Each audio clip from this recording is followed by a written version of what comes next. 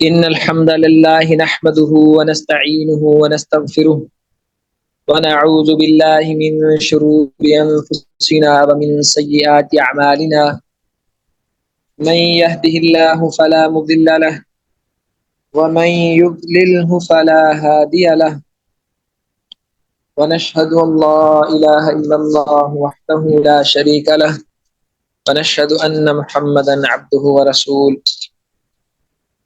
رب اشرح لي صدري ويسر لي أمري واحلل عقدة من لساني يفقه قولي رب زدني علما رب زدني فهما.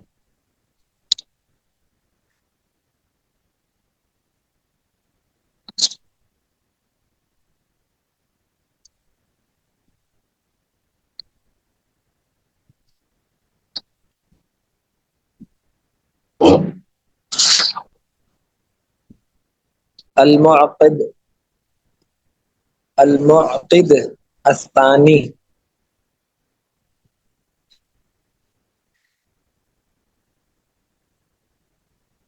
اگلا باب، اگلا معقد، یہ ہم پڑھنے لگے اخلاص النیہ فی، کہ اس میں نیت کا مکمل اخلاص ہونا، اس کے متعلق یہ باب ہے. پہلا حصول علم کا طریقہ ذکر کر چکے ہیں. حصول علم کا دوسرا طریقہ یہاں ذکر کیا جائے گا کہ کس دوسرے طریقے سے، دوسرے ادب اور سلیقے سے علم حاصل کیا جاتا ہے. ان اخلاص الاعمال اساس قبولها، بے شک اعمال کے اندر اخلاص اس کے قبول ہونے کی دلیل ہے. کہ جب عمل کے اندر اخلاص آتا ہے تو سمجھ لیجئے کہ پھر عمل قبول ہو گیا ہے، کیونکہ اس کی بنیاد میں اخلاص موجود ہے. وسلم وصولها، اور یہ وہ سیڑھی ہے جو اخلاص تک پہنچنے کی یہ سیڑھی ہے.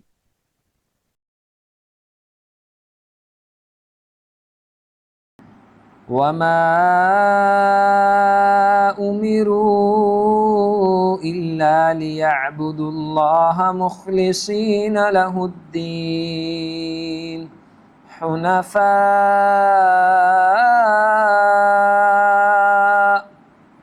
اور نہیں ان کو حکم دیا گیا مگر یہ کہ یہ عبادت کریں اللہ کی مخلص ہو کر. عبادت نہیں کرنی مگر کس شرط کے ساتھ؟ مکمل اخلاص کے ساتھ. حنفاء، اللہ کی طرف ایک سمت والے بن کے، اور وہ سمت کون سی ہے؟ اللہ کی طرف وہ سمت ہونی چاہیے. بس یہی، یہ علم دین ایک عبادت ہے، اور یہ عبادت شہرت، تعریف، ان ساری خرابیوں اور ان فتنوں سے پاک اور صاف ہونی چاہیے. اور یاد رکھیے فی الصحیحین عن عمر رضی اللہ عنہ ان رسول اللہ صلی اللہ علیہ وسلم قال الاعمال بالنیہ، اعمال تو نیت کے ساتھ ہوتے ہیں، کہ جو نیت ہوتی ہے ویسا عمل ہوتا ہے. وَلِكُلِّ امْرِئٍ مَّا نَوَىٰ، ہر بندے کے لیے وہی ہے جو اس نے کوشش اور کاوش کی ہے. اگر اس کی کوشش اور کاوش اچھی نیت کے ساتھ ہے، اب ہم یہاں صرف نیت پڑھ رہے ہیں، ضروری نہیں ہے کہ آپ اچھی نیت کے ساتھ برا کام کر لو تو وہ اجر تھوڑی بن جائے گا. یہ اچھی نیت کے ساتھ وہ کام کریں جس کو شریعت نے بتایا ہی نہیں ہے، تو آپ کی یہاں نیت فائدہ نہیں دے گی. بس صرف یہ ایک اصول پڑھ رہے ہیں، یہ اصول کل نہیں ہے، محض ایک جز ہے. کل تب بنے گا جب ہم سارے اصول و ضوابط پڑھ لیں گے، پھر ہمیں کل کی سمجھ آئے گی. اور یاد رکھیے وما سبق من سبق، اور جو کوئی سبقت لے گیا، جو بھی سبقت لے کے گیا. ولا وصل من وصل، اور جو کوئی آگے بڑھ گیا یا کسی مقام تک پہنچ گیا. من السلفی اسلاف میں سے، الصالحین سلف صالحین نیک لوگوں میں سے، الا بالاخلاص للہ رب العالمین، تو اس کی وجہ یہ تھی کہ ان کا اللہ کے ساتھ بہت زیادہ اخلاص تھا۔ بس ذہن میں رکھیے، وما سبق من سبق، جیسے ہے نا کہ سابقوا الی مغفرۃ من ربکم وجنہ، یا سارعوا، اور وفی ذلک فلیتنافس المتنافسون، کہ جو سبقت لے کر جانا چاہتے ہیں ان کو چاہیے کہ اس آخرت کے میدان میں سبقت لے کے جائیں۔ جو جیتنا چاہتا ہے وہ اس میں جیتے، اور دوڑو اور بھاگو اپنے اللہ کی طرف، اس کی مغفرت کی طرف۔ تو یہاں قاعدہ ذکر کر دیا گیا کہ اسلاف امت میں سے، اسلاف سلف کہتے ہیں گزرے ہوئے پہلے نیک اچھے لوگ، ان میں صحابہ اکرام، ان میں تابعین اعظام، تبع تابعین، یہ تینوں زمانے کے لوگ موجود ہیں، کیونکہ نبی علیہ السلام نے فرمایا تھا کہ بہترین زمانہ میرا ہے، پھر دوسرا صحابہ کا، تیسرا تابعین کا، اس کے بعد تبع تابعین۔ تو ان میں سے جو بندہ بھی سبقت لے کر گیا اور جو بھی کسی خاص مقام تک پہنچا ہے، اس کی کیا وجہ تھی؟ الا بالاخلاص للہ، اخلاص للہ رب العالمین، اس کی وجہ یہ تھی اس کا اللہ رب العالمین کے ساتھ اخلاص بہت زیادہ تھا۔ اور یاد رکھیے یہ اخلاص ہے کیا؟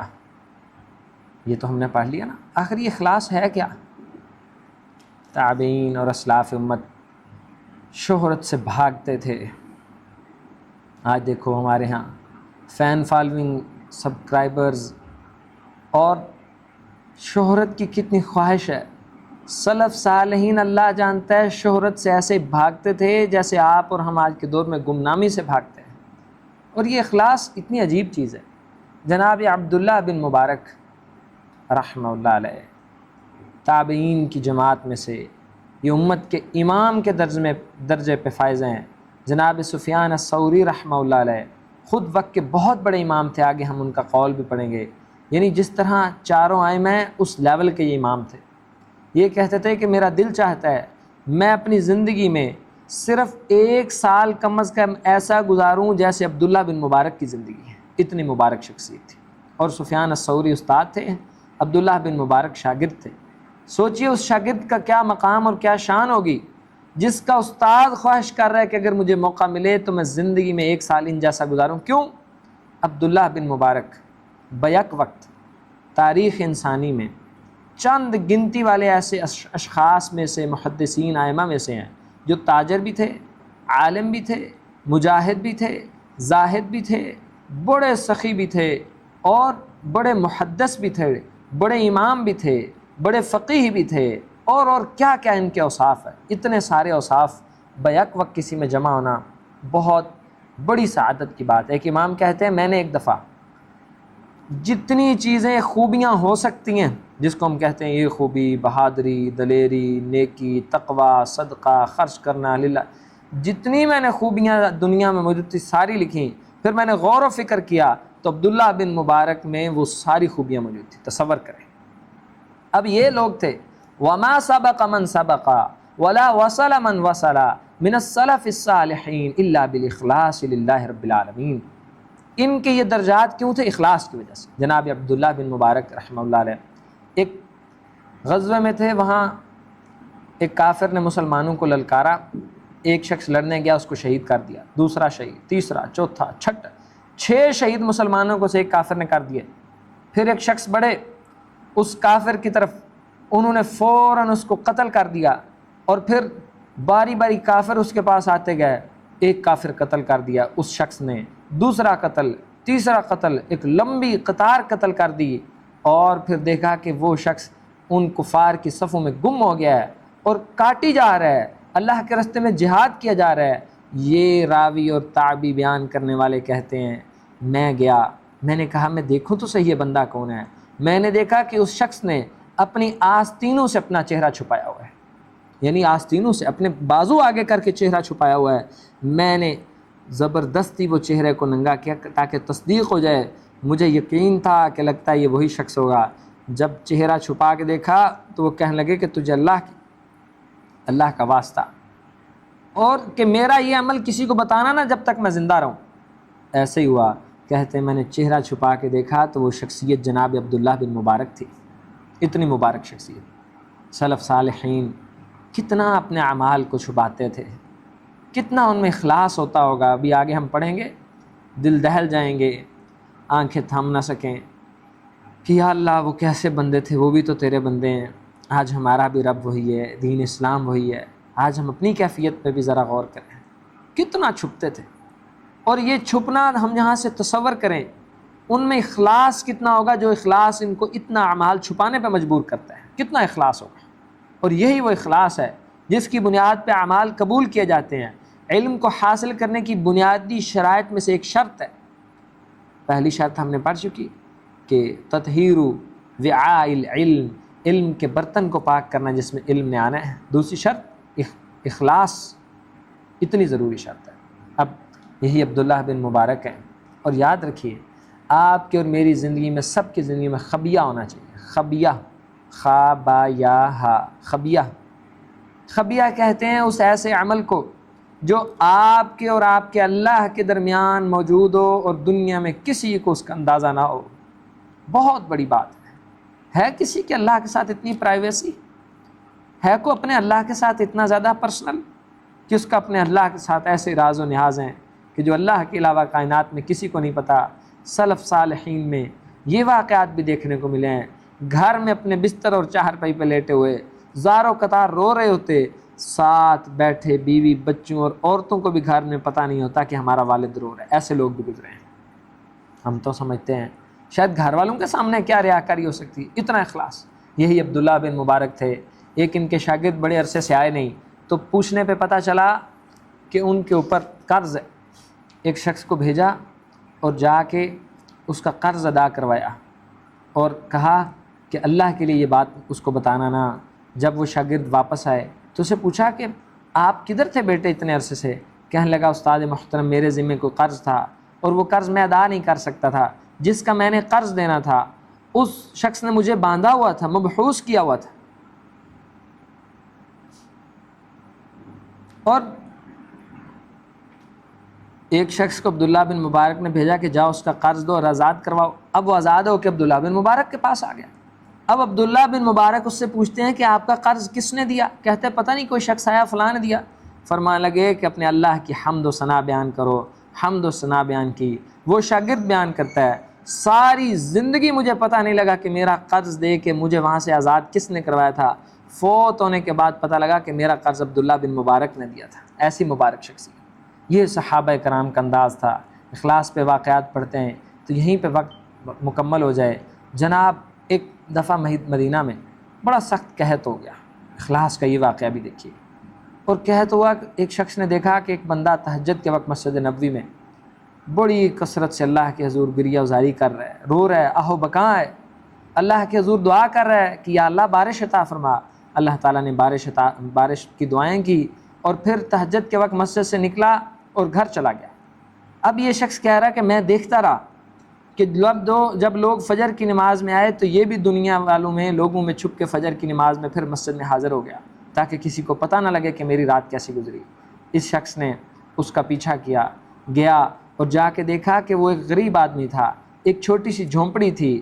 اور یاد رکھیے یہ کبھی کبھی دیکھنے کے غریب، قد کاٹ کے چھوٹے لوگ اللہ کے نزدیک بہت بڑے ہوتے ہیں، اور کبھی کبھی یہ دنیا میں بڑے بڑے معزز بندے اللہ کے نزدیک ان کی قیمت مچھر کے پر جتنی بھی نہیں ہوتی۔ یہ سارا وزن اخلاص و تقویٰ کا ہوتا ہے۔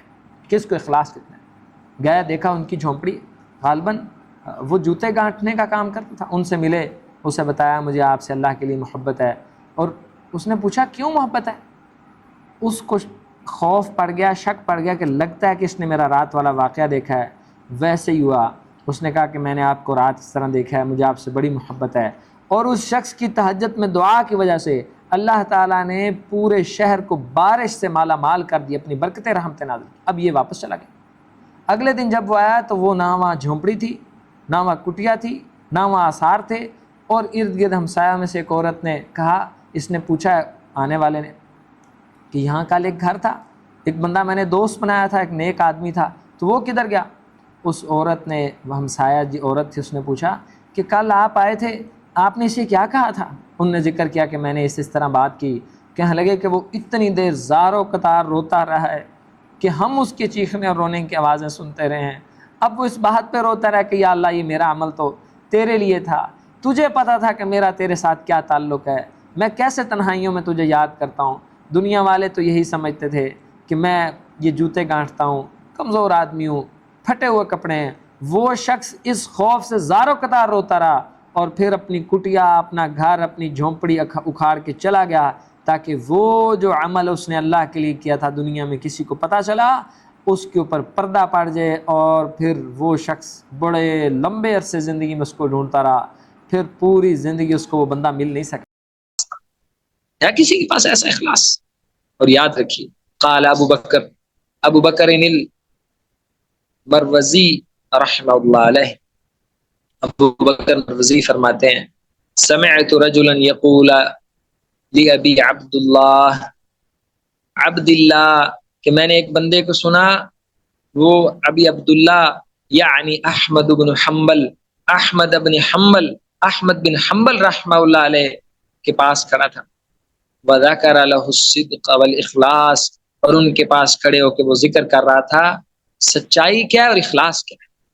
فقال ابو عبداللہ اللہ اکبر، تو جناب احمد بن حنبل فرمایا، یہ وہی احمد بن حنبل ہے خلق قرآن پہ کوڑے کھانے والے، ایسے کوڑے کہ اگر وہ کوڑے ہاتھیوں کو مارے جاتے تو ہاتھی بھاگ جاتے، لیکن احمد بن حنبل کا یہ ایمان اور عظیمت، ان کو امام عظیمت بھی کہا جاتا ہے کہ عظیمت اور قربانیوں کی شاندار اور عظیم شان داستان رقم کرنے والے امام۔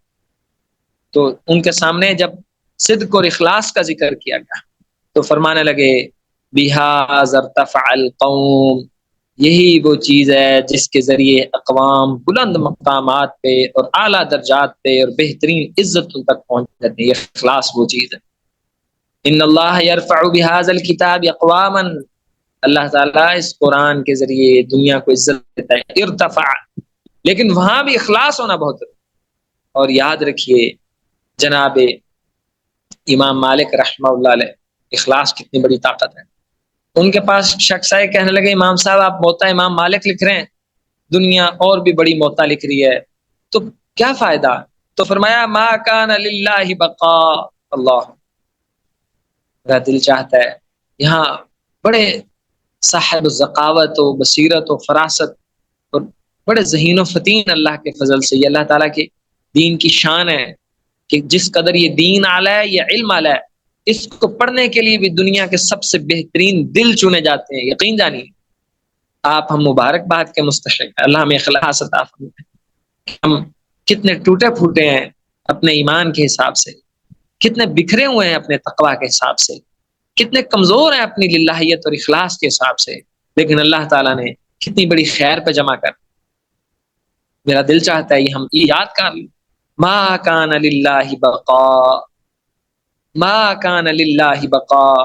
امام مالک رحمہ اللہ علیہ نے فرمایا تھا کہ جو اللہ کے لیے ہوگا وہ باقی رہ جائے گا، باقی سب ختم ہو جائے گا۔ وَيَبْقَى وَجْهُ رَبِّكَ ذُو الْجَلَالِ وَالْإِكْرَامِ،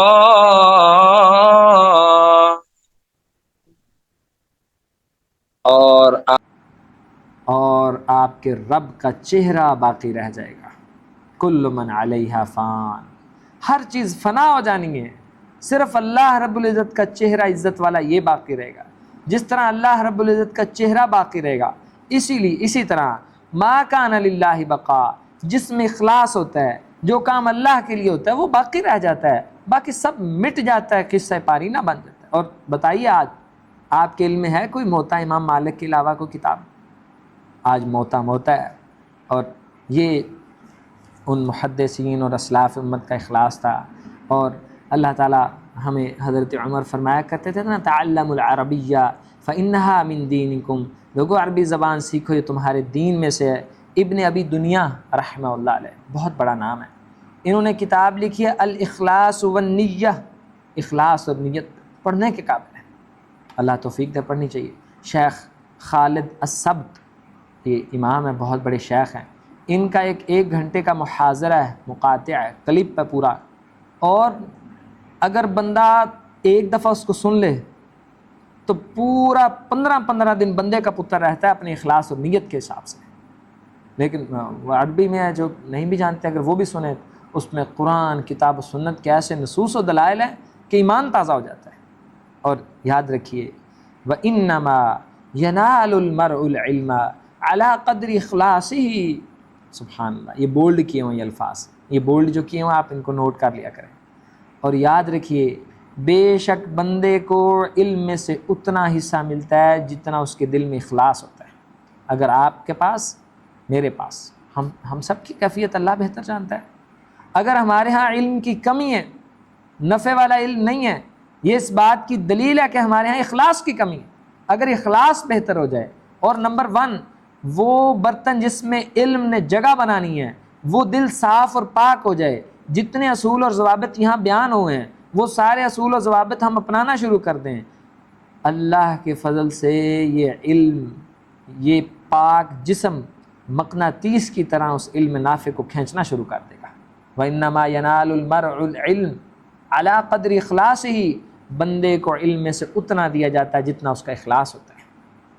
اور حضرت ابن عباس رضی اللہ عنہ ان کا قول ہے کہ انما يحفظ العلم علی قدر نیہ، کہ بندے کو علم میں سے اتنا حفظ اور یاد ہوتا ہے. مسئلہ ہے نا، حافظہ کمزور ہے، اب دعائیں یاد نہیں ہوتی، اب وہ وقت نہیں رہا، کوشش کرتے ہیں زبان پہ نہیں چڑھتا.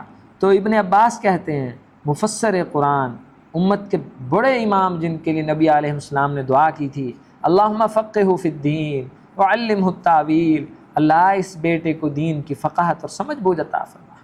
من یرید اللہ بہ خیرا یفقہہ فی الدین.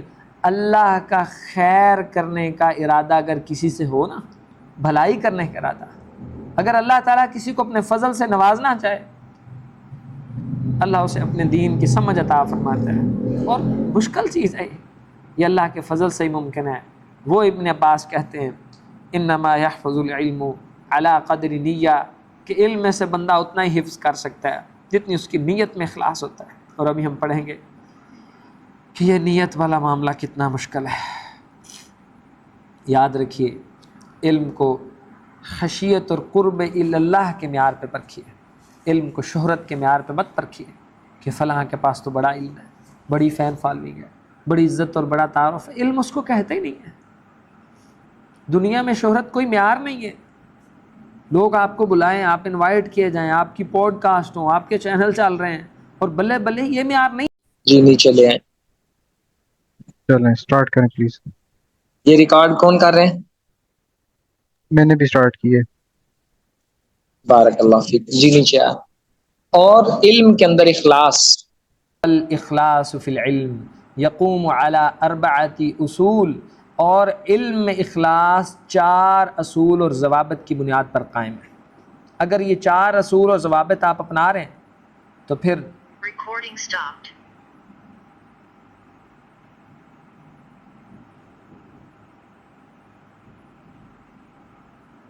جی یہ ریکارڈنگ کسی وجہ سے رک گئی ہے.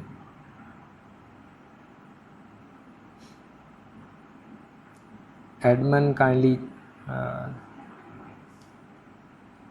ڈاکٹر عمران صاحب، معاذ بھائی. اسکرین شو ہو رہی ہے؟ جی اسکرین شو ہو رہی ہے آپ کی. ریکارڈنگ بھی سٹاپ ہو گئی ہے. انہوں نے کر دی ہے، گفٹ ہو گئے شاید.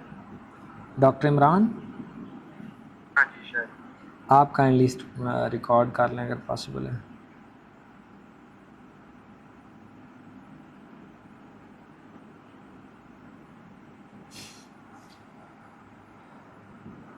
جی نیچے لے آئیں. Recording in progress.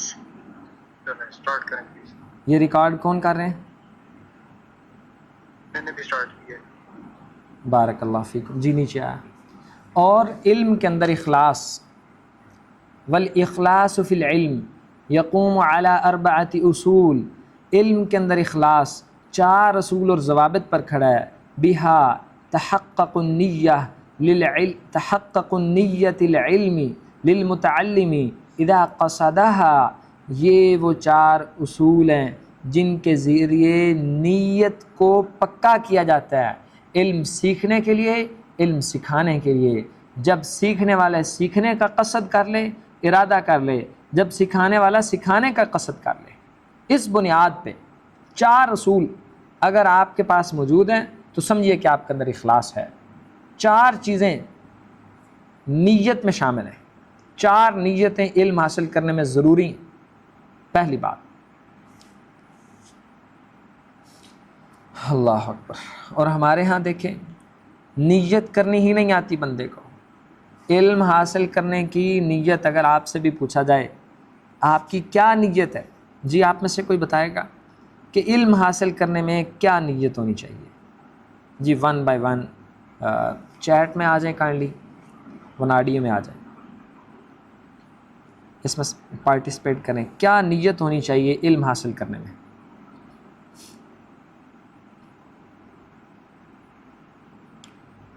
جی یہ نمبر 1 سے ڈاؤنورڈ آ جائیں۔ حصول علم میں انسان کی نیت کیا ہونی چاہیے؟ آپ اس میں کیا ایڈ کرتے ہیں؟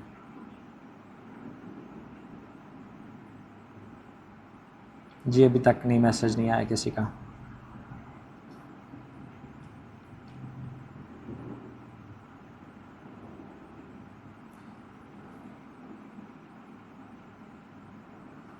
یہ نیم ہے جی ایم احدث عزیز، آپ بتائیں گے احدث؟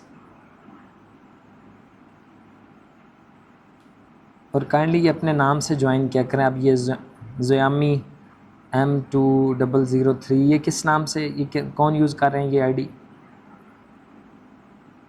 یہ کلاس کا باقاعدہ حصہ ہے کہ آپ کا اپنے استاد سے رابطہ رہنا۔ ان سے میں نے پوچھ لیا، انہوں نے نام بتا دیا۔ بارک اللہ فیکم۔ جی حصول علم میں نیت کیا ہونی چاہیے، کیسی ہونی چاہیے؟ محمد ناصر آپ ایڈ کریں گے؟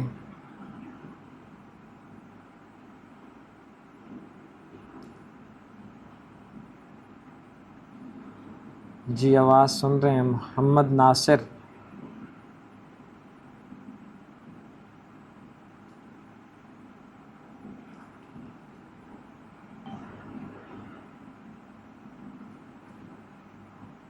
جی امیر عمر صدیق،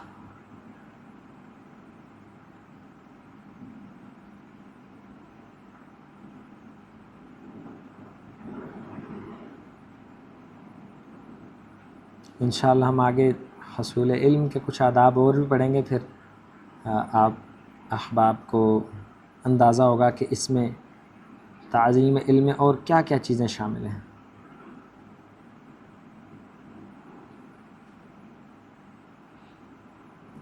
سکھا کے آگے لوگوں کو سکھائیں، علم حاصل کرنے کے بعد عمل کرنے کی نیت، حقیقت کا پتہ چل سکے، حق و باطل کی پہچان۔ ماشاء اللہ، سم تھنگ نیو دانش بھائی، ماشاء اللہ۔ اگر آپ کی، کیونکہ صحابہ جب تک جو سنا اس پہ عمل کر لیتے ہیں، اگلی حدیث، اللہ اکبر، ماشاء اللہ۔ یہ آپ سب کے اگر رسول جمع کیے جائیں تو واقعی آپ سب نے درست اور بہترین جواب دیے۔ پہلی بات، نیت کرنی آنی چاہیے۔ 10 سال بندے کو گزر جاتے ہیں علم حاصل کرتے ہوئے، لیکن اس کو علم کی نیت ہی معلوم نہیں ہوتی۔ اس کی نماز کی آپ کیفیت دیکھو تو اس کو نماز بھی پڑھنی نہیں آتی۔ 10 سال اس کے علم کا کیا فائدہ؟ کیونکہ اس کو معلوم نہیں تھا کہ یہ علم کا مقصد کیا ہے، اس کی 4 بنیادیں کیوں ہیں۔ یعنی 10 سال میں نماز نہیں صحیح کر سکا، 10 سال 8 سال کسی مدرسے میں پڑھے، حفظ کیا، ترجمہ تفسیر پڑھا، کاروبار آ کے کاروبار کرنے لگ گئے، حلال حرام کی کوئی تمیز نہیں ہے، BCO کورسز کر چکے ہیں، گھنٹوں یوٹیوب کو سن چکے ہیں، بڑے اچھے اسکالرز کو فالو کرتے ہیں، گھر میں تفاسیر موجود ہیں، بہترین لٹریچر سے کنسلٹ کرتے رہتے ہیں، لیکن اپنے حلال و حرام کی تمیز نہیں ہے، نماز بہتر نہیں ہے۔ سلف صالحین اگر کسی استاد کے پاس اپنے بچے کو لے کر جاتے علم پڑھانے کے لیے تو جا کے سب سے پہلے دیکھتے کہ اس معلم، اس استاد کی نماز کیسی ہے۔ اگر اس کی نماز بہترین ہے تو پھر اپنے بچے کو اس کی شاگردی میں بھیجتے، ورنہ کبھی نہ بھیجتے۔ اور فرماتے کہ جس کو اللہ کا حق معلوم نہیں ہے وہ ہمارے بچے کا حق کیا جانے گا۔ اور یاد رکھیے، جتنا آپ کو علم کی ضرورت ہوتی ہے اتنا علم آپ پہ حاصل کرنا فرض ہے۔ جیسے توحید کا علم آپ پہ فرض ہے، نماز کا، روزے کا، جو کاروبار کرتے ہیں کاروبار کا علم ان پہ فرض ہے۔ ہم سمجھتے ہیں کہ کاروبار کرنے والے الگ ہیں، تاجر تجار الگ ہیں، طالب علم علماء الگ ہیں۔ بھائی آپ جب کاروبار کر رہے ہو تو ضروری ہے نا آپ کو معلوم ہو کہ جو کاروبار کام آپ کر رہے ہو آپ کو اس کا علم ہو تاکہ آپ حرام سے بچ سکو۔ ہمارے استاد محترم، اللہ ان پہ کروڑوں رحمت نازل فرمائے، ان کی حفاظت فرمائے، بہت سارے اساتذہ اور مشائخ سے پڑھنے کا اللہ تعالیٰ نے موقع دیا، بڑے بڑے علم اور فضل والے، بڑے بڑے ناموں والے، بڑے تقوی اور زہد والے، لیکن ایک ہمارے جتنے ہم عمری اور ہم سے کئی درجے بہتر، اور ان سے استاد محترم عبدالعزیز ناصر حفظہ اللہ و تعالی، ان سے ہم نے پڑھا، یہ کورس بھی، یہ کتاب بھی ہم نے ان سے پڑھی ہے، تعظیم العلم۔ اللہ تعالیٰ نے ان کو بڑے علم و فضل سے نوازا ہے۔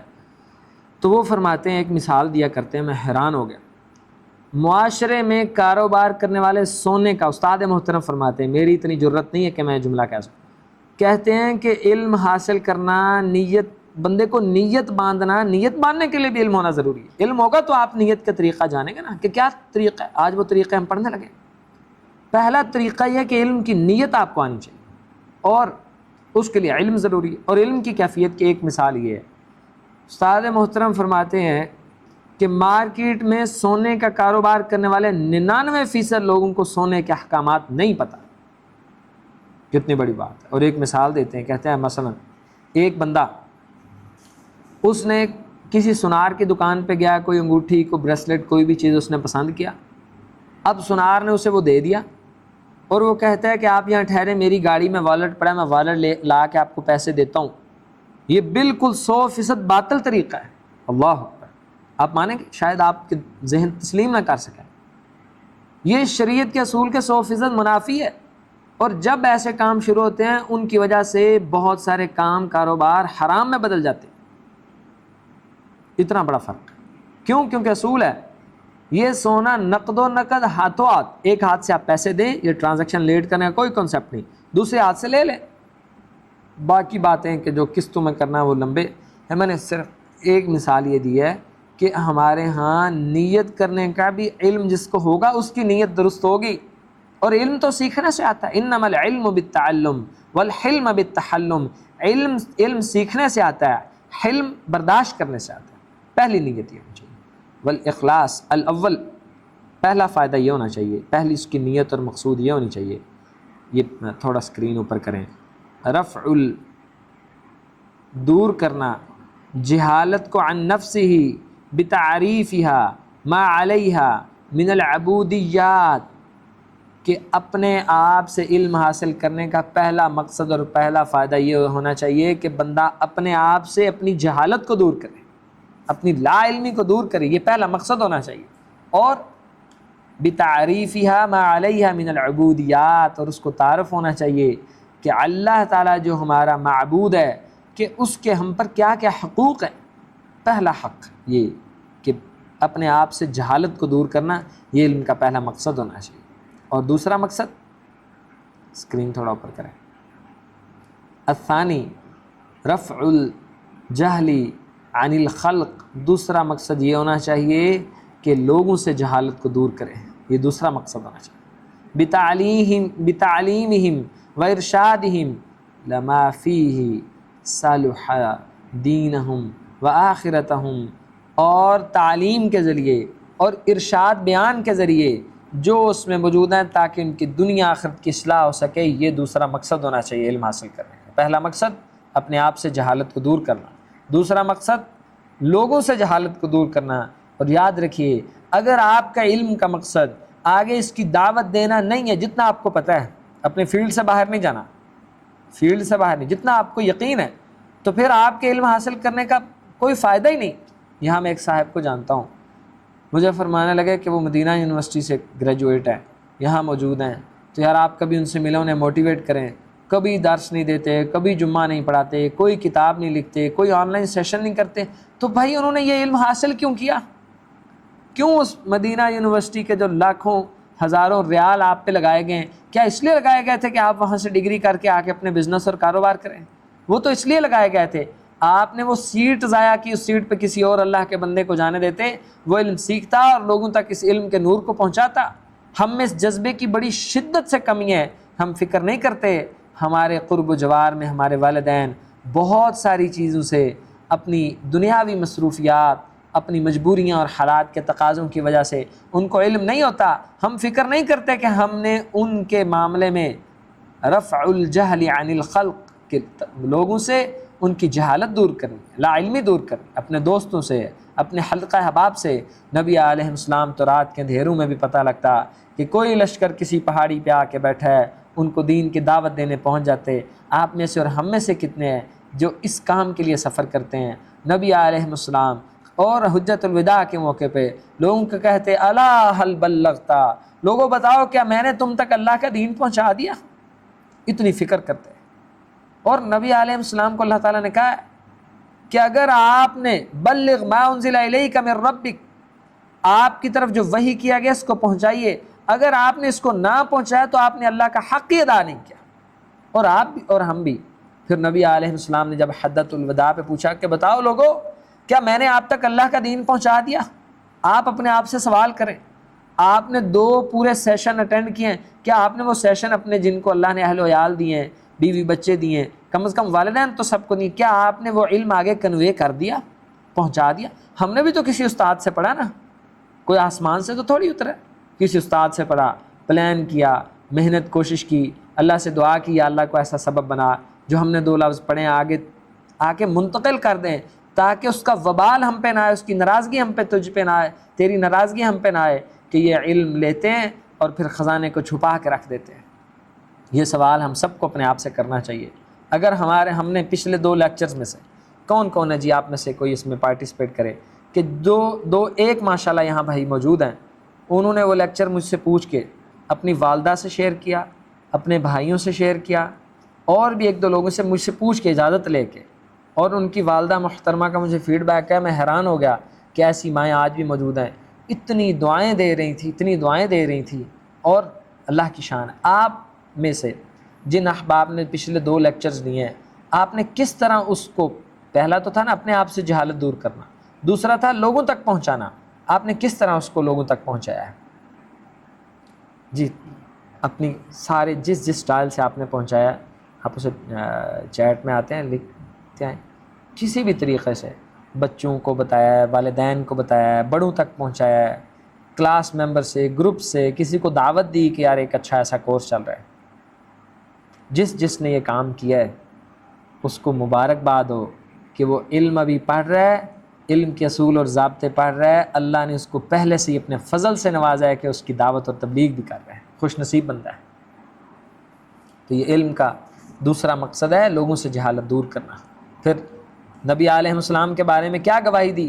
کیا آپ کے اور میرے اہل و عیال میں سے کوئی گواہی دے سکتا ہے؟ الا هل بلغت وادیت الامانۃ ونصحت الامۃ، پھر یہ جواب دیا، اللہ واقعی اے اللہ کے رسول آپ نے ہم تک پیغام پہنچا دیا، ونصحت الامہ آپ نے امت کی خیر خواہی کر دی، وادیت الامانہ آپ نے امانت کا حق ادا کر دی۔ کوئی ہے ہم میں سے جو اس امانت کا حق ادا کرتا ہو، جو اتنی فکر کرتا ہو کہ یا اللہ یہ علم آ گیا ہے، کہیں میری موت نہ آ جائے اس علم کو آگے پہنچانے سے پہلے؟ امام طبری رحمہ اللہ علیہ، ہم آگے اس واقعے کو پڑھتے ہیں، حالت نزع میں تھے، التفاسیر لکھی ہے انہوں نے، تفسیر طبری تمام تفاسیر کی ماں ہے۔ اپنے آفس میں ایک بھائی کو انوائٹ کیا تھا اس کورس کے لیے، احسن اللہ علیک، اللہ آپ کو برکتوں سے نوازے، ماشاءاللہ خیر والے لوگ بڑے موجود ہیں۔ امام طبری رحمہ اللہ علیہ کی نا موت کا وقت قریب آ گیا، 200 ہجری میں امام گزرے، میں پہلے بھی ان کا ذکر کرتا ہوں۔ یہ جو کچھ اعلام المعوقین ہیں، کچھ جبال العلم، علم کے پہاڑ اور اللہ کی نشانی ہے نا، ان کے تذکرے کے بغیر رہا ہی نہیں جاتا۔ موت کا وقت قریب آ گیا اور اپنے دوستوں کو کہتے ہیں کہ جاؤ قلم پینسل دوات لے کے آؤ، کہنے لگے امام صاحب ابھی اس موقع پہ بھی قلم پنسل دوات فرمانے لگے کہ میں اللہ کے رسول کی ایک حدیث اور لکھ رہا ہوں. ان کو یقین تھا کہ ایک حدیث اور لکھ کے اس سے میرے درجات بلند ہو جائیں گے، علم کی دعوت آگے پہنچ جائے گی. اگر میں ایک حدیث لکھے بغیر بھی اللہ کے پاس پہنچ گیا تو شاید کہ ان درجات میں کوئی کمی ہو جائے، شاید کہ اس حق ادا کرنے میں کمی ہو جائے. اگر بندے میں یہ اخلاص آ جائے، یہ اسے بات سمجھ آ جائے، وہ آپ کو 24 گھنٹے صبح شام دن رات کسی کام میں نظر آئے گا. دین پڑھ رہا ہے، دین پڑھا رہا ہے، خیر کے کام کر رہا ہے، خیر سکھا رہا ہے، چاہے کاروبار میں ہے، چاہے جاب میں ہے، چاہے نوکری میں، ہر کام کو عبادت میں کنورٹ کر لے گا اپنی نیت اور اپنے اخلاص کی وجہ سے.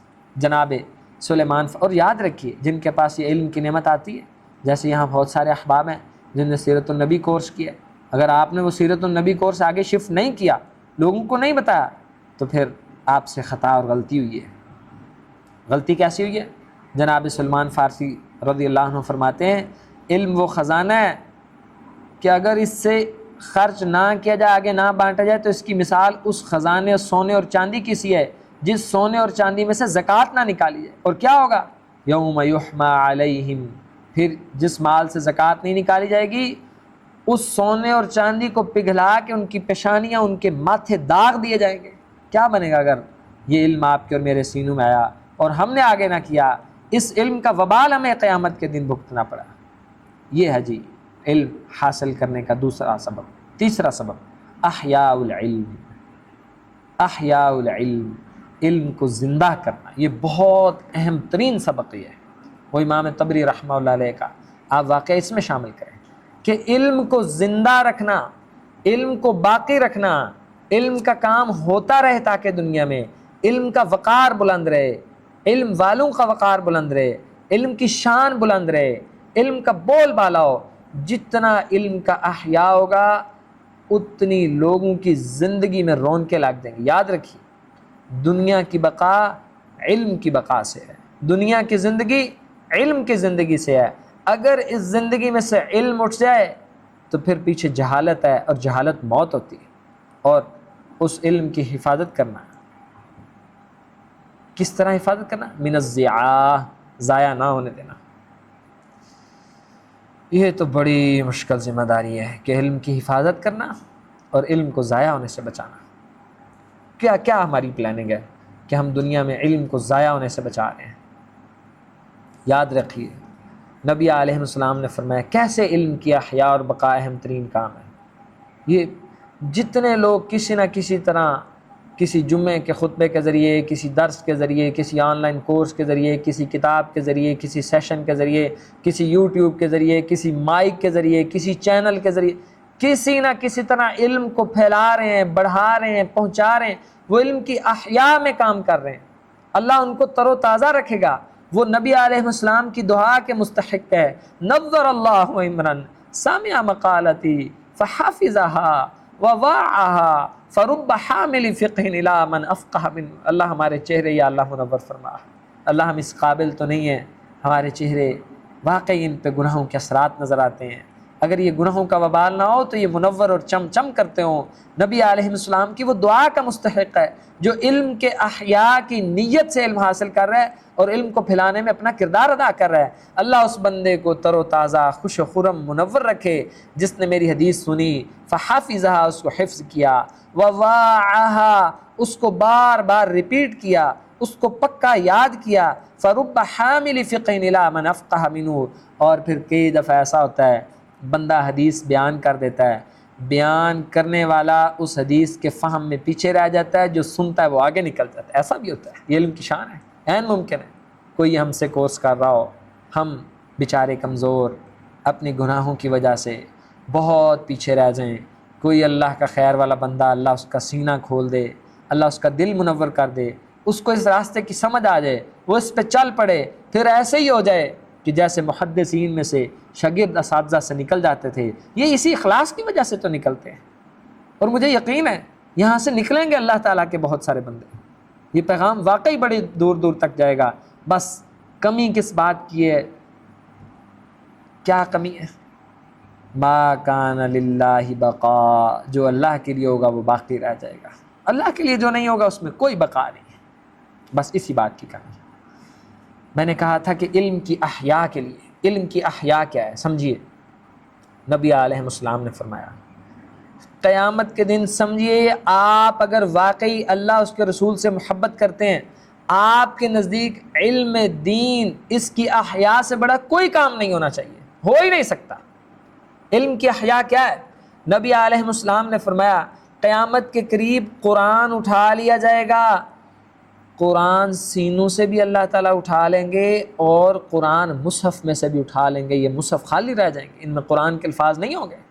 یہ اللہ تعالیٰ علم اٹھا لے گا.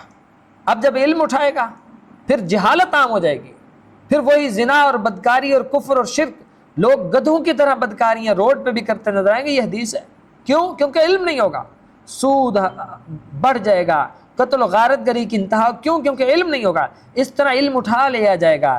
نبی علیہ السلام نے فرمایا اللہ تعالیٰ قرب قیامت علم کو اٹھا لے گا، اور اللہ تعالیٰ علم اس لیے نہیں اٹھائے گا کہ اللہ ان کے سینوں سے علم کو چھین لے. ایک تو حدیث ہے نا قرآن اٹھا لے جائے. دوسرا یہ کہ علم اٹھایا جائے گا ضرور. میں نے کہا کہ علم کی احیاء کیوں ضروری ہے. علم کیسے اٹھایا جائے گا؟ اللہ ان کے سینوں سے علم نہیں کھینچے گا، اللہ تعالیٰ علم والوں کو اٹھا لے گا تو علم بھی ختم ہو جائے گا. سمجھتے ہیں مثلا ہمارے ہاں عام طور پہ کمزور کمزور، ضعیف بھاڑے ماڑے، سادہ کپڑوں والے، محلے لباس والے، چہرے پہ کمزوری کے آثار موجود ہیں، بڑا تعارف نہیں ہے، بڑا قد کاٹ نہیں ہے، کسی مسجد کے کونے خدرے میں بیٹھے ہیں، 30 سال سے کو پڑھا رہا ہے، کسی کو 40 سال ہو گئے ہیں، بس یہ قاری صاحب ناظرہ پڑھاتے ہیں. وہی بالکل منیمل سا زندگی کے آخری درجے کے انسان کی حد کی زندگی گزار رہا ہے. یہ آپ کی اور میری نظر میں اس کا کوئی مقام نہیں ہے. اگر اس کے اخلاص، اس کی نیت، اس کے اعمال درست ہیں تو وہ اللہ کے نزدیک بہت بڑا ولی ہے، اور وہ دین کی احیاء کا کام کر رہا ہے، اور اس کا کام امت کے لیول کا کام، اس میں کوئی شک.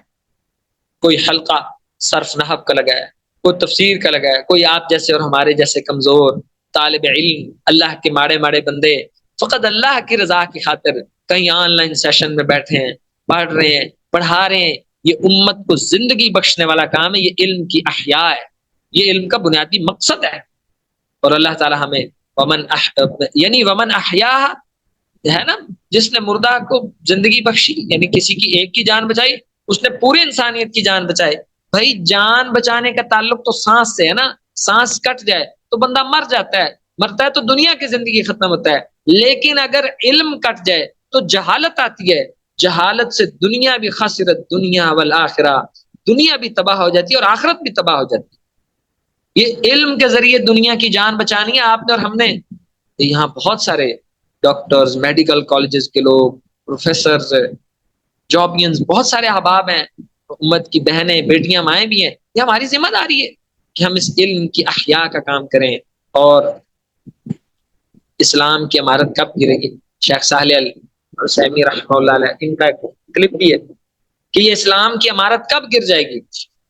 تب اسلام کی عمارت گر جائے گی جب اس میں سے علم اٹھا لیا جائے گا. اور آخری ہمارا الرابع، چوتھا اصول، العمل بالعلم، اس لیے علم حاصل کرنا کہ اس پہ عمل کیا جا سکے. اور یہ بھی اہم ترین اصول، ان میں سے ہر اصول ضروری ہے. اور یہ سب کا تاج ہے کہ اگر علم کی نیت اور مراد عمل نہ ہو تو اس علم کا کوئی فائدہ نہیں. جی یہ محترم اویس بھائی فرما رہے ہیں کہ ایک حدیث بھی ہے کہ سب سے تم میں سے بہتر وہ ہے جو علم سیکھے اور دوسروں کو سکھائے. ایسے بالکل خیرکم من تعلم القرآن، قرآن سیکھے اور سکھائے.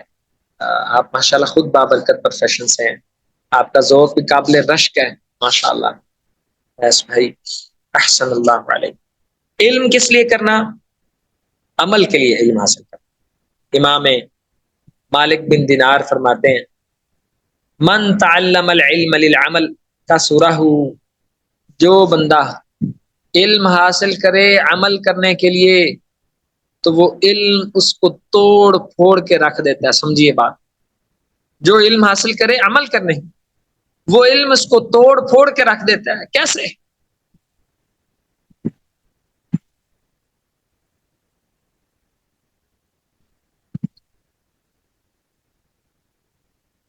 اس کی کیفیت آپ جیسی اور میری جیسی نہیں ہوتی. بندہ جب علم حاصل کرتا ہے نا پھر اس کو احساس ہوتا ہے کہ یہ عمل بھی کرنا ہے، یہ عمل بھی کرنا ہے، اس چیز سے رکنا ہے، یہ اذکار کرنے ہیں، یہ اللہ نے حرام کیا ہے، یہ تہجد بھی پڑھنی ہے، یہ نفلی روزے بھی رکھنے ہیں، یہ عقیدہ بھی درست کرنا ہے، علم کی تعظیم بھی کرنی ہے، علماء کی تعظیم بھی، یہ کام بھی کرنا ہے، یہ کام بھی کرنا ہے، یہ کام بھی کرنا ہے۔ علم حاصل کرتا چلا جاتا ہے، کام بڑھتے چلے جاتے ہیں۔ اب اندر سے وہ ٹوٹ پھوٹ کا شکار ہو جاتا ہے۔ کیسے؟ اس کو احساس ہوتا ہے کہ علم عمل کے لیے حاصل کیا ہے، اور عمل کرنے کے لیے تو یا اللہ لاکھوں اور کروڑوں چیزیں ہیں، اور میں کس کس میں عمل کروں گا؟ پھر ہمیشہ ساری زندگی اس بات پہ پریشان، بے قرار، بے چین، نادم اور پریشان رہتا ہے۔ اللہ کے حضور توبہ استغفار کرتا ہے، یا اللہ فلاں عمل بھی میں نہیں کر سکا، اللہ فلاں کام بھی مجھ سے نہیں ہو رہا، یا اللہ فلاں چیز پہ بھی میں سست ہوں۔ اس طرح علم اس کو توڑ دیتا ہے۔ ہر وقت اللہ کے حضور توبہ استغفار کرتا رہتا ہے کہ یا اللہ بڑی غلطی ہے۔ کیسے؟ کیوں کہتے تھے صحابہ کا ما نعبدک حق عبادت؟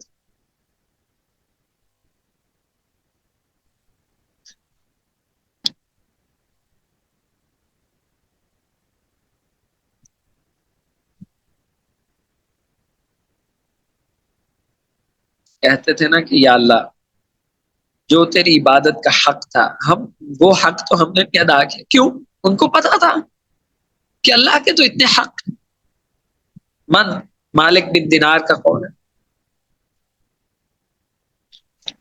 من تعلم العلم للعمل کسرہ، جو علم عمل کے لیے حاصل کرتا ہے وہ علم اس کو توڑ دیتا ہے۔ میرے ساتھیوں، بھائیوں، عزیزوں، محترم طلبۃ العلم، اگر آپ کا علم آپ کو توڑ پھوڑ نہیں رہا، آپ کو بے چین و بے قرار نہیں کر رہا، آپ پہ احساس ذمہ داری نہیں بڑھا رہا، پھر آپ علم تو حاصل کر رہے ہیں لیکن آپ کی سمت جنت کی طرف نہیں ہے، خسارہ اور خدشہ ہے کہ یہ ڈائریکشن کسی اور طرف۔ اور دیکھیے نا ان جاہلوں کا کیا بنے گا جو کہتے تھے کہ تھوڑا علم حاصل کرو، علم حاصل کریں گے تو حجت بنے گا، عمل کرنا پڑے گا۔ ان کا کیا بنے گا؟ ان کا وہ بنے گا وَقَالُوا لَوْ كُنَّا نَسْمَعُ أَوْ نَعْقِلُ مَا كُنَّا فِي أَصْحَابِ السَّعِيرِ۔ ان کا یہ بنے گا۔ پھر جب جہنم میں جائیں گے نا، اللہ نے آپ پہ ہم پہ فرض کیا وہ علم جو اللہ کو راضی کرنے کے لیے ضروری ہے۔ ہر شخص پہ علم اس کی نوعیت سے الگ فرض ہے، اور فرائض تو فرض ہیں ہی ہیں، اور جو کہتے ہیں علم نہ حاصل کرو، تھوڑا کرو، اللہ کو جواب دینا پڑے گا۔ پھر جہنم میں جب جائیں گے وَقَالُوا لَوْ كُنَّا نَسْمَعُ، کہیں گے کاش کہ دنیا میں سنتے ہوتے۔ سننا کیا ہے؟ علم حاصل کر، ہمارے کان سنتے، ہم کسی کی نصیحت سن لیتے، کوئی درس سن لیتے، کوئی تقریر سن لیتے، کوئی سیشن تو اٹینڈ کرتے کہ یہ ہماری دل کی دنیا بھی بدل جاتی۔ او نعقلو، کون سی سورت کی آیت میں پڑھ رہا ہوں؟ کون بتائے گا؟ یہ کس سورت کی آیت کی تلاوت ہے؟ سورۃ الملک۔ احسن اللہ علیہ، بارک اللہ فیک۔ وقالوا لو كنا نسمع، اگر ہم سنتے ہوتے، علم حاصل کرتے، ہم کسی استاد سے سنتے، استاد سے سننا تھا، اب نبیوں نے تو اب نہیں آنا، یا ہم قرآن سنتے، او نعقل، یا ہم عقل رکھتے۔ سنتے تو عقل رکھتے، جس نے سننا ہی نہیں، علم حاصل ہی نہیں کرنا، علم کے قریب ہی نہیں آنا، علم کے راستے پہ نہیں چلنا، علماء سے محبت ہی نہیں کرنی، اس نے کیا عقل کرنی ہے؟ ما كنا فی اصحاب السعیر، تو ہم پھر آگ والوں میں سے نہ ہوتے۔ وَلَقَدْ كَانَ السَّلَفُ، اور اسلاف میں سے کچھ ایسے تھے رحمہم اللہ، یخافون فوت الاخلاص، وہ ڈرتے تھے کہ کہیں اخلاص فوت نہ ہو جائے، فی طلبہم العلم، ان کے علم کے حصول میں وہ ڈرتے تھے کہ کہیں اخلاص فوت نہ ہو جائے، ان کو یہ فکر لگی رہتی تھی، اور اس کے ادا کرنے کی فکر کرتے تھے۔ یاد رکھیے سلف صالحین میں سے کوئی، یہ تھوڑا اسکرین اوپر کریں، کوئی ایک شخصیت بھی ایسی نہیں ملی، کوئی ایک شخصیت بھی ایسی نہیں ملی۔ یہ آخری قول آپ پڑھیں، آپ ٹوٹ پھوٹ کے شکار ہیں۔ ہمارے یہ بھائی ہیں، تنویر بھائی ہیں، ہم آج دن ٹائم بھی مسجد بیٹھے، میں نے کہا کہ اس قول نے نا، ٹوٹ پھوٹ تو اب لفظ آ رہا ہے، اس قول نے بے چینی پیدا کر دی۔ ابھی آپ قول ہم آخری پڑھ کے اس پہ بات ختم کر دیں گے۔ سلف صالحین ڈرتے تھے کہ اخلاص نہ چلا جائے، علم کا کہیں ایسا نہ ہو کہ حق ادا نہ ہو سکے۔ ڈرتے تھے. جتنے بندے تاریخ اسلامیہ میں امام گزرے ہیں، محدثین گزرے ہیں، مفسرین گزرے ہیں، جن کو اللہ نے مقام شرف عزت دی ہے علم کے اندر، آپ کبھی بھی یہ نہیں دیکھیں گے کہ وہ بے عمل ہیں. ہو ہی نہیں سکتا. یہ چیلنج ہے، جائیے آپ ڈھونڈیے کوئی ایک شخصیت لے کے جس کو اللہ نے علم میں مقام اور مرتبہ دیا ہے. کوئی امام تھے، مفسر محدث تھے، فقیہ تھے، کوئی امت کو نفع دینے والے تھے، اور بے عمل ہوں، نماز میں سست ہوں، حلال حرام کی فکر میں کمزور ہوں، زبان میں غیبت چغلیوں کے عادی. ایسا نہیں ہو سکتا. علم جتنا بڑھتا چلا جائے گا عمل بھی ساتھ بڑھتا چلا جائے گا. یہ ہے اوریجنل اور ایک نمبر بات. سئل الامام احمد، امام احمد سے پوچھا گیا هل طلبت العلم للہ.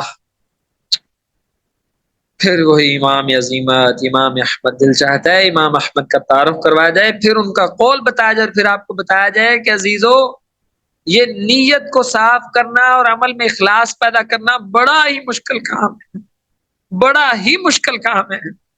اللہم لا سہل الا ما جعلتہ سہلا. اللہ تعالیٰ کوئی کام آسان نہیں ہے جس کو آپ آسان کر دیں. اللہ ہمارے لیے آسان کر دے. اگر امام احمد کے لیے یہ آسان نہیں تھا تو ہم کس بات کی مولی ہے؟ ہم 3 میں نہ 13 میں.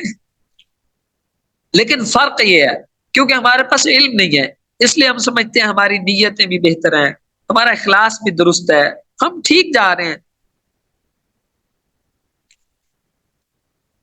ہم اپنی جہالت کی وجہ سے اپنے آپ سے مطمئن پھر رہے کہ ہم ٹھیک ہے، نیت بھی اچھی ہے، یہ بھی کرتے ہیں وہ بھی کرتے ہیں. یہ ہماری جہالت ہے. جب یہ جہالت دور ہو جائے گی پھر یہ امام صاحب کا قول آپ سمجھ آئے گا. سئل الامام احمد، امام احمد سے پوچھا گیا هل طلبت العلم للہ. اے امام صاحب کیا آپ نے یہ علم اللہ کے لیے حاصل؟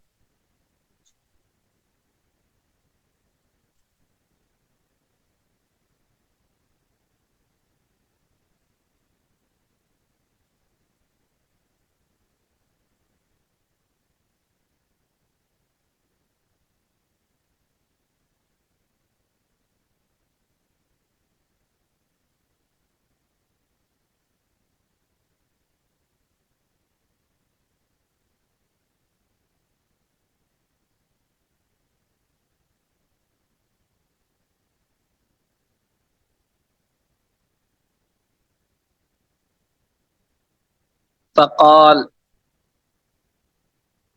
تو امام صاحب فرمانے لگے، احمد بن حنبل فرمانے لگے، اللہ کے لیے مارے اور کوڑے کھانے والے، قرآن کو اللہ کی مخلوق نہ ماننے کی وجہ سے ساری زندگی کا بڑا عرصہ جیلوں میں اور سزاؤں میں گزارنے والے، جب ساری دنیا ایک سائڈ پہ ہوگی تھی، ایک احمد بن حنبل عظیمت کی مثال بنے کھڑے تھے کہ نہیں قرآن اللہ کی مخلوق نہیں، اللہ کی صفت ہے. وہ احمد بن حنبل کہہ رہے ہیں. سوال ہے کہ اے امام صاحب کیا آپ نے علم اللہ کے لیے حاصل کیا؟ بات ہو رہی ہے نیت کے اخلاص کی کہ اخلاص سے نیت کتنا مشکل کام ہے. فقال، تو کہتے ہیں للہ عزیز، اللہ کے لیے علم حاصل کرنا تو بڑا مشکل کام ہے. للہ عزیز، اللہ کے لیے حاصل کرنا بڑا مشکل. یاد ہے نا آپ کو؟ یہ ابھی آپ ہم سیشن کر رہے ہیں، نہ جانے اس کے اندر نیت کے اندر خرابی ہے، اس کا مقصد ریاکاری بن جائے، نہ جانے اس کا مقصد کوئی لوگوں پہ امپیکٹ ڈالنا بن جائے، نہ جانے اس کا مقصد کوئی ویو شپ، کوئی فین فالوئنگ، کوئی کورس کی تعداد بڑھانا بن جائے، ہے نا؟ آپ ہم علم حاصل کرتے ہیں، تنہائی میں بیٹھے کوئی کتاب پڑھ رہے ہیں تو دل میں خیال ہے یہ جو واقعہ ہے نا فلاں، یہ فلاں جگہ جا کے میں ضرور بیان کروں. اب نیت خرابی شروع ہو گئی، مقصد آپ کا دنیا شروع ہو گئی. خالص اللہ کے لیے علم حاصل کرنا یا کام اللہ کے لیے کرنا بڑا مشکل کام. عبادت کرنا آسان کام ہے، نماز اللہ کے لیے پڑھنا آسان کام ہے، روزہ اللہ کے لیے رکھنا آسان کام ہے. یہ جو علم پڑھنا اور پڑھانا ہے اس کا تعلق ڈائریکٹ آڈینس اور لوگوں کے ساتھ ہے. آپ پڑھا رہے ہوتے ہیں، دنیا پڑھ رہی ہوتی ہے، آپ پڑھ رہے ہوتے ہیں، استاد پڑھا رہا ہوتا ہے. ڈائریکٹ دنیا نے آپ کو دیکھنا ہے، آپ کو سننا ہے، آپ کے سامنے بیٹھنا ہے، آپ کا ڈائریکٹ دنیا سے واسطہ اور رابطہ رہنا ہے. اس لیے اس کام میں نیت بہت جلدی خراب ہوتی ہے. اس لیے بڑی شدت سے ضروری ہے کہ بندوں کو اتنا مضبوط کیا جائے کہ وہ بار بار اپنی نیت کو صحیح کرے. اعوذ باللہ من الشیطان. اللهم اجعل عملي كله صالح واجعله لوجهك خالصا اللهم طهر قلوبنا من النفاق واعمالنا من الرياء والسنتنا للہ عزیز۔ احمد بن حنبل کہتے ہیں اللہ کے لیے علم حاصل کرنا تو بڑا مشکل کام ہے، ولیکن کنہ شیء حبب الی فطلبتہ، بڑی سادہ سی کہا کہ بس اللہ تعالیٰ نے ایک چیز میرے لیے محبوب کر دی تو بس میں نے اس چیز کو حاصل کر لیا، میرا یہی کمال ہے، ورنہ اللہ کے لیے حاصل کرنا مشکل کام ہے۔ یعنی اپنی عاجزی کا اظہار کیا، اللہ کے فضل کا اظہار کیا کہ بس اللہ نے احسان کر دیا، اللہ نے محبت ڈال دی تو ہو گیا۔ ومن ضیع الاخلاص فاتہ علم کثیر وخیر وفیر، اس کو بولڈ کیا گیا اس کو، اور یاد رکھیے جس نے اپنا اخلاص ضائع کر دیا اس کا کثیر علم فوت ہو جائے گا اور اس کی بہت زیادہ خیر تباہ و برباد ہو کے رہ جائے۔ اللہ تعالی ہم سب کو ان پہ عمل کی توفیق عطا فرمائے، انشاءاللہ اس کو مکمل اگلی نشست میں کر لیں گے۔ ھذا ما کان عندی واللہ اعلم بالصواب۔ یا اللہ ہم تو سے توبہ استغفار کرتے ہیں، تیرے حضور معافی مانگتے ہیں جو ہم سے غلطی ہو گئی، جہاں کی نیت کے اخلاص میں فرق آ گیا، جہاں کی دل کی تطہیر میں فرق آ گیا، جو کوئی خیر کی باتیں تھی میرے اللہ کا فضل تھا، جہاں کمی کوتاہی تھی ہم انسانوں کی وجہ سے تھی۔ ھذا ما کان عندی واللہ اعلم بالصواب وما توفیق الا باللہ۔ کسی کا کوئی سوال ہے تو وہ کر سکتا ہے۔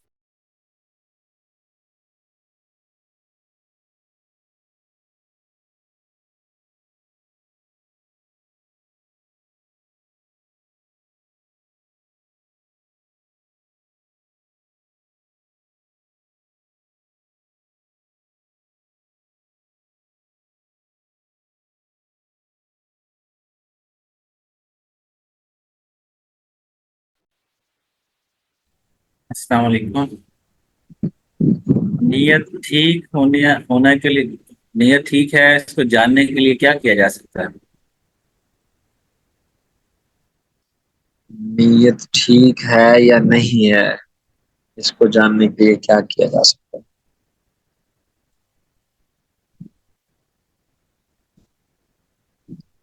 آگے اس کی وضاحت آئے گی کہ نیت ٹھیک ہے یا نہیں ہے، کیا کیا جا سکتا ہے۔ بس جب نیت میں شیطان کے بدترین خصلت ہے کہ وہ خناس ہے، بار بار حملہ کرتا ہے، جب اس نیت میں سوراخ ہونے لگے، مقصد کہیں کہیں فیل ہو کہ اس کا مقصد یہ بھی بن رہا ہے یہ بھی بن رہا ہے، تو مطلب نیت خراب ہے۔ انسان کو اندازہ ہو جاتا ہے اس کی اخلاص سے، اس کی للہیت سے کہ میری سمت درست ہے، یا اس میں کہیں تھوڑی سی بھی ملاوٹ آ رہی ہے۔ آگے ہم حدیث میں 3 4 5 نصوص ہیں، اس سے وضاحت ہو جائے گی کہ کس طرح ملاوٹ آ جاتی ہے، اور فوراً رک کے اسی موقع پہ ہمارے ایک شیخ محترم فرمایا کرتے تھے کہ بار بار بار بار نیت صحیح کرنی پڑتی ہے، ابھی بھی ہے۔ تو جہاں بھی تھوڑا سا انسان کی ایک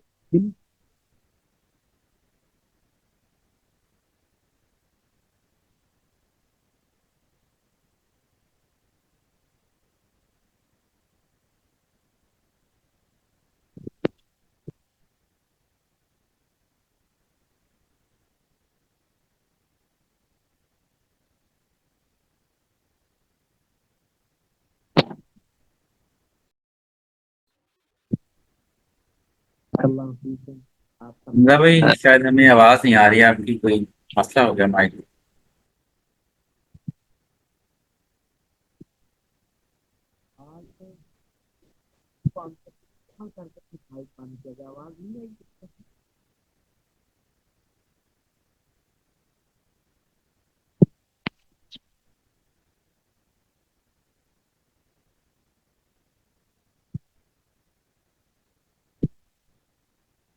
جی آواز آپ سب تک پہنچ رہی ہے؟ جی جی آ رہی ہے اب، جزاک اللہ۔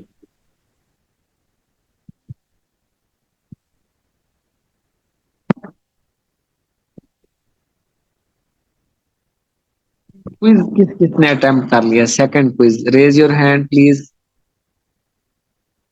ایک ٹیکنیکل تھوڑا سا فالٹ ہوا ہے ہمارے پاس آپ کی رپورٹس آنے میں، اس لیے اس کی ریزلٹس نہیں ہیں اس میں۔ اویس ایک ماشاء اللہ جی 1 جی اور کس نے اٹیمپٹ کیا سیکنڈ کوئز؟ محمد شرجیل.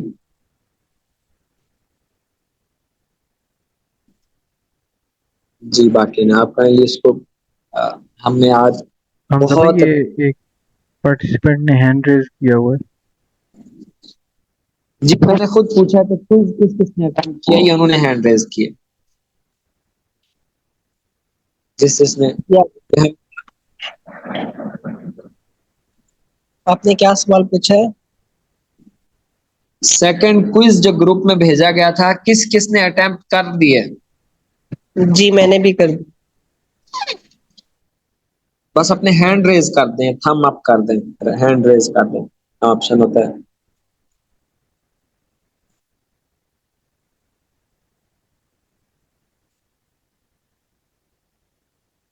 جی ماشاء اللہ ہم نے آج کافی ریلیکس کیا ہے.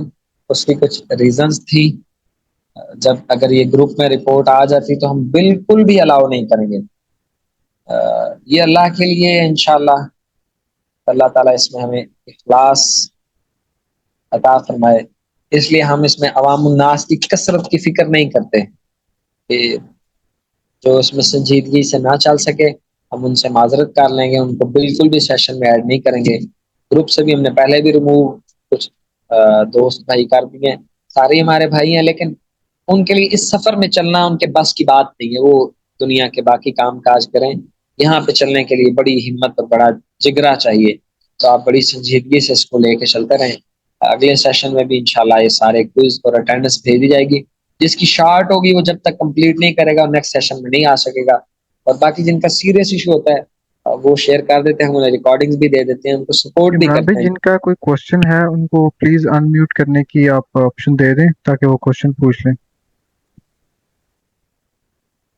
اچھا میرے پاس جو اس وقت اویلیبل آئیکانز ہیں اس میں نہ ہینڈ ریز ہے اور نہ ہی میرے کو اجازت کرنے ہے کہ میں کسی کو انمیوٹ کرنے کی اجازت دے سکتا ہوں. فی الحال کچھ نہیں نظر آ رہا ہے ایسا.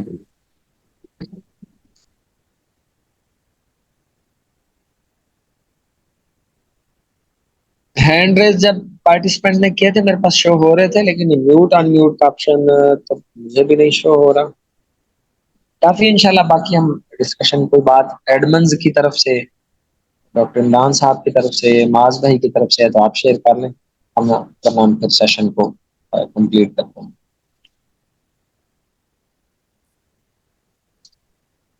کوئی ایسی بات نہیں، بس ہم خود سے دونوں تینوں بیٹھتے ہیں اور دیکھتے ہیں کہ اس میں آپشنس کیوں نہیں آ رہے، یا ان کا ورژن پرانا ہے یا کوئی نئی اپڈیٹ ہے جس میں یہ میرے پاس نہیں آ رہا ہے کہ میں لوگوں کو انمیوٹ کر سکوں.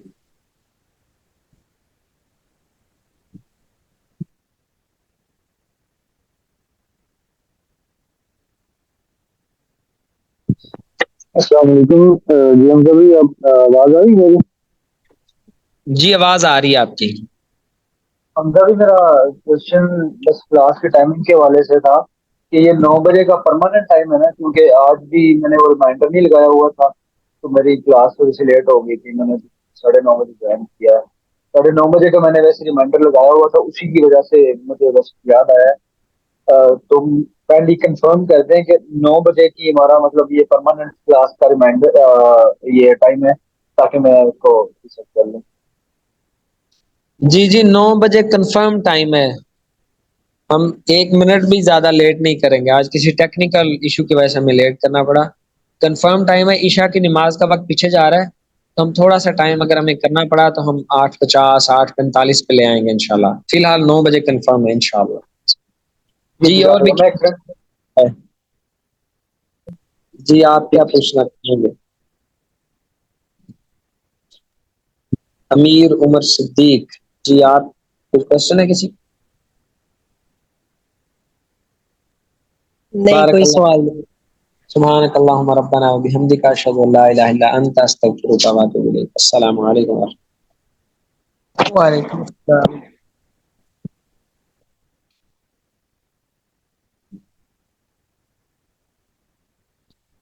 اللہ.